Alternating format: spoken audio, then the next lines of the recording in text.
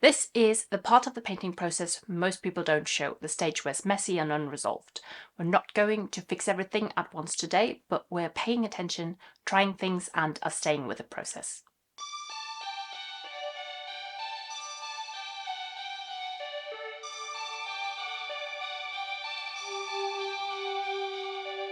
Hi there, I'm Janine. I'm an artist and I share my creative journey on this channel. In this video I'm working on a few unfinished abstract paintings and I'm talking you through my real-time decisions I make during the process. You'll see how I use layering, how I simplify shapes and adjust what's already there from the previous layers, which is all part of my intuitive abstract painting process. I want to make this particular painting a little bit more, a bit less blue and more this yellowy orange red colour palette. I've got a burnt sienna System 3 ink by Rowney, and I've used this on one of my larger paintings the other day. And I thought it'd be quite interesting to try it on here. I don't really like very much about this yet, so I can just go over it fairly loosely. And one thing I wanted to try is this sponge brush, which I haven't used in years. I'm just dampening it a little bit and then spread the ink around.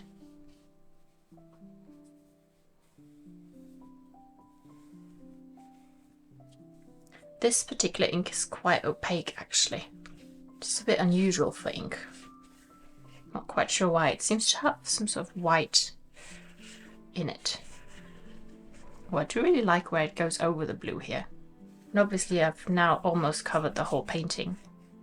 But I can maybe go back in and remove some bits. Maybe with my catalyst wedge. Scrape it back in some places.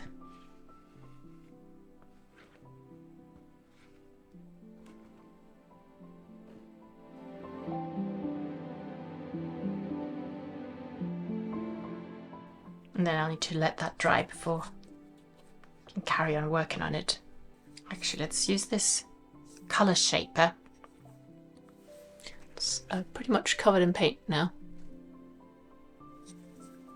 It just has like a little silicone nib. And you can scratch some lines into the wet paint with that.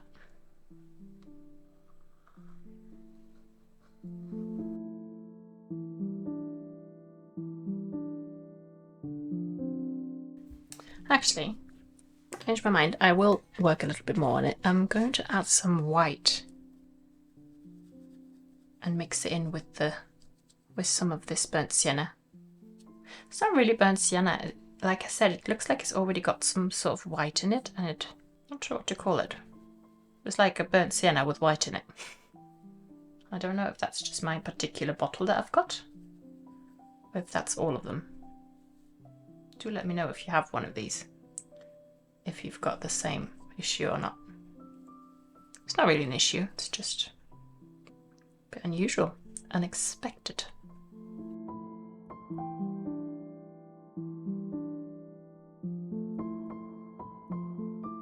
Right, now I will leave it to dry.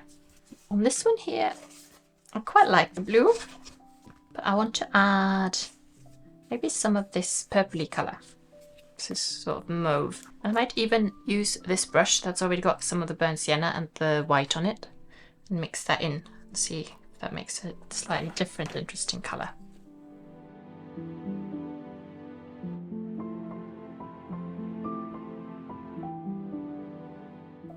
I think there's also a bit of yellow in this pot. And I quite like this effect here.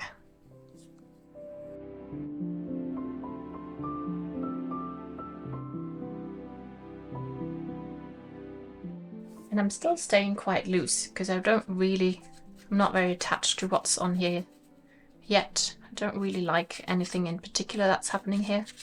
So I'm just experimenting and just throwing some colour on here. And then see what happens and then respond to that a bit more consciously.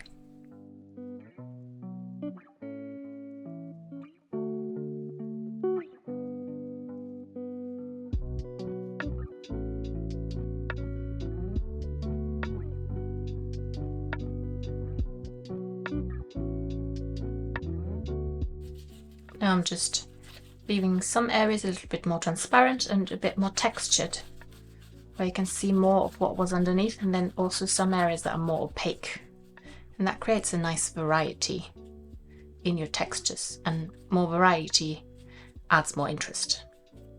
So now that I've already covered a lot of it in this color, I'm now thinking, where would it actually look good to add some more? So I thought this blue was a bit strange here, so I'm covering that bit also with the mauvey color.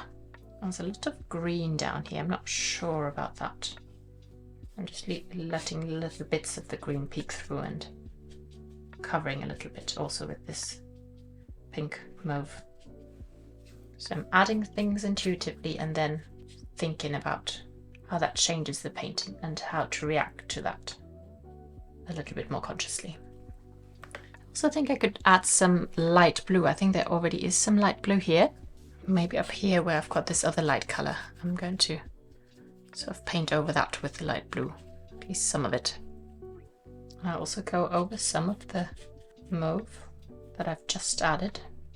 And all these little bits seem a little bit disconnected, so I'm going to take some of the blue and kind of draw some lines through the painting to connect all the different areas, or some of the different areas.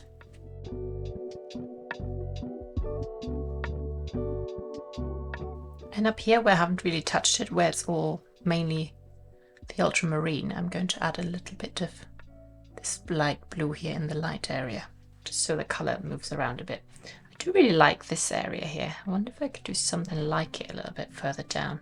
Maybe just by going a little bit more transparent.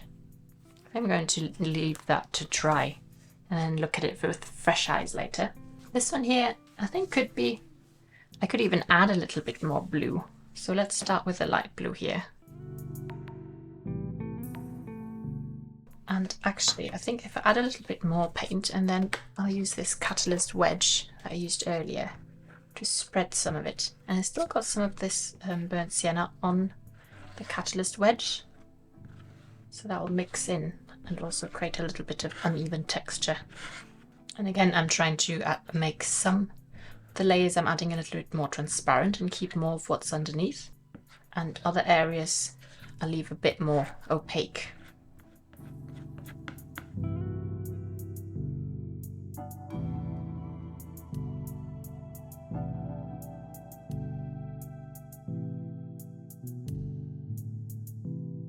So now I have a lot of transparent and quite textured areas, so I want to add a bit more solid colour, some more solid areas.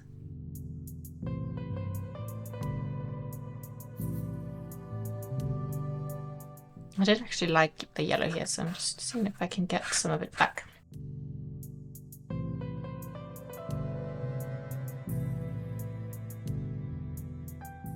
Here again, I've got some of this green that I don't really think goes with the other colours. So I'm really not sure where this one's going yet. I'm wondering if I should add another colour. I also have this really dark green. I just removed some green, but it's quite different, this one. I could even try and add it with... Nah, this one's got too much colour now. So already a little bit dried up, this.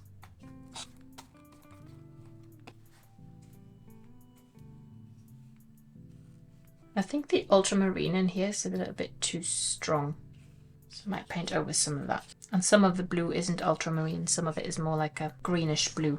That was an ink.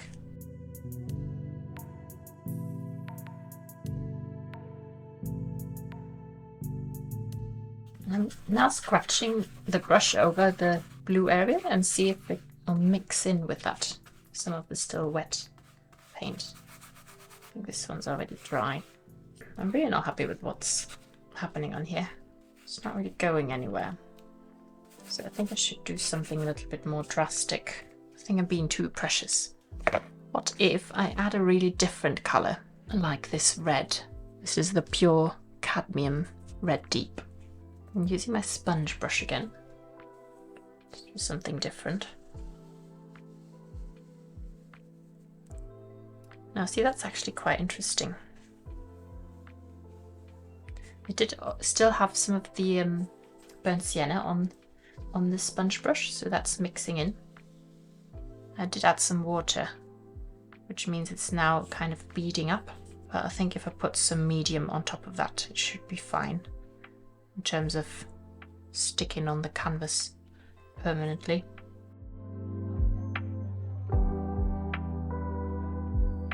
I wonder if I can make this quite smooth, but I think because it's got water in it, it'll probably not stay like this. But I do find this quite interesting. This is definitely drastic, very different to what was on here before. And maybe I can leave this bit. And now I'm going to maybe scratch some of it away again.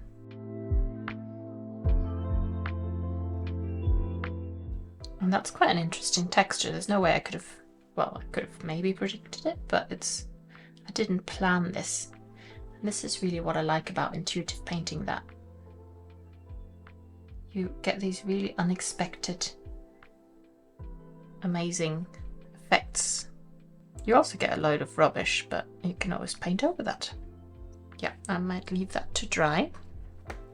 But that looks really interesting. It definitely needs work, but it's very different to where it was before. Now, this has actually got some quite similar textures to that other one.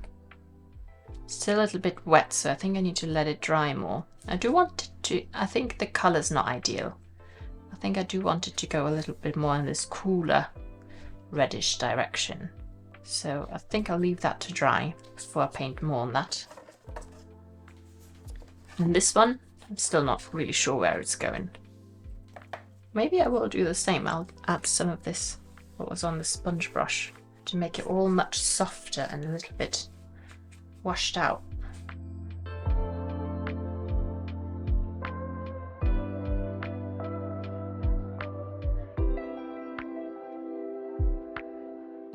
I think I'm going to add some blue over that, some light blue.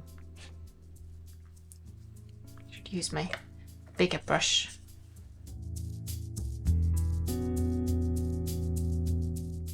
And because this is now wet in wet, well, you know what wet in wet is, it actually creates some really soft edges and soft transitions, which I really like.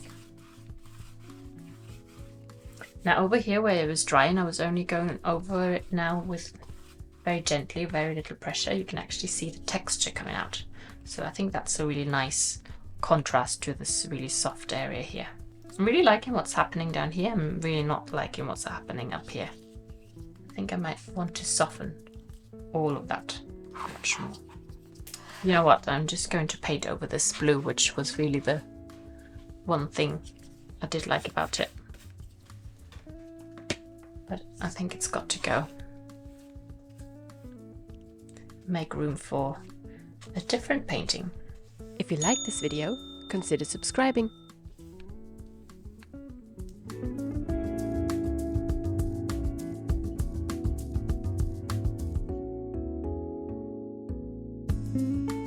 And that's also completely transformed it.